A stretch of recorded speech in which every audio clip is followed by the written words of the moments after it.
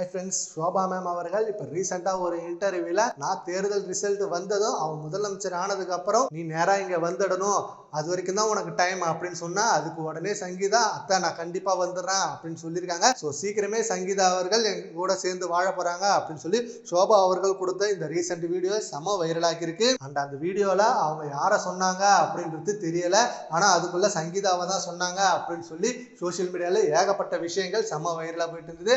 அது சொன்னதுக்கு அப்புறம் தான் இப்போ இந்த கேஸே நடந்தது. ஆஜராகாம காணொலி மூலமா ஹியரிங் வந்தது. அப்ப கூட கேஸை தள்ளி வச்சுட்டாங்க, ஆகஸ்ட் மாசம் ஒத்தி வச்சிருக்காங்க. சங்கீதா அவர்கள் இப்ப வரைக்கும் என்ன முடிவு எடுத்திருக்காங்க அப்படின்றது யாருக்கும் தெரியல. சேர்ந்து வாழ போறாங்களா, இல்ல நஷ்ட ஈடு இழப்பீடு இப்படின்னு ஏதாவது வாங்க போறாங்களா அப்படின்னு ஏகப்பட்ட கேள்விகள் வெயிட் பண்ணிட்டு இருக்கு.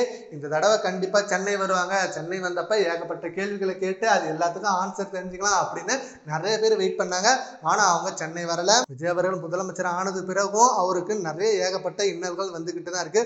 குடும்பத்திலே ஏகப்பட்ட கஷ்டம் இருக்கும்போது அவரால் எப்படி சமாளிக்க முடியும் அப்படின்னு அவரோட ஆதரவாளர்களும் நண்பர்களும் செம்மையா ஃபீல் பண்ணிட்டு இப்போ வரைக்கும் அவருக்கு சப்போர்ட் பண்ணிட்டு வராங்க. அந்த ஷோபா அவர்களும் ரீசெண்டா முன்னாடி கொடுத்த ஒரு இன்டர்வியூல அவளை நான் மருமகளா பார்க்கல, என்னோட மகளா தான் பார்த்தேன். ஏன்னா என்ன அப்படி அம்மாவா பார்த்து என்னை அவ்வளோ நல்லா பார்த்துக்கிட்டா, கண்டிப்பா அவளை நாங்கள் விட்டுற மாட்டோம், எங்க கூட சேர்ந்து தான் வாழணும் அப்படின்னு நான் கண்டிஷன் போட்டிருக்கேன். கண்டிப்பா அவள் சேர்ந்து வாழ்வா அப்படின்ற நம்பிக்கை கொடுத்தாங்க. இப்போ இந்த இன்டர்வியூல கூட அத்தை நான் சீக்கிரம் வந்துடுறேன் அப்படின்னு சொன்னதா சொல்லியிருக்காங்க. சரி, ஓகே ஃப்ரெண்ட்ஸ், இப்போ விஜயோட அம்மா ஷோபா அவர்கள் சொன்னதை பற்றி உங்க ஒப்பீனியனை நம்ம கமெண்ட் பாக்ஸ்ல கமெண்ட் பண்ணுங்க. Thank you friends.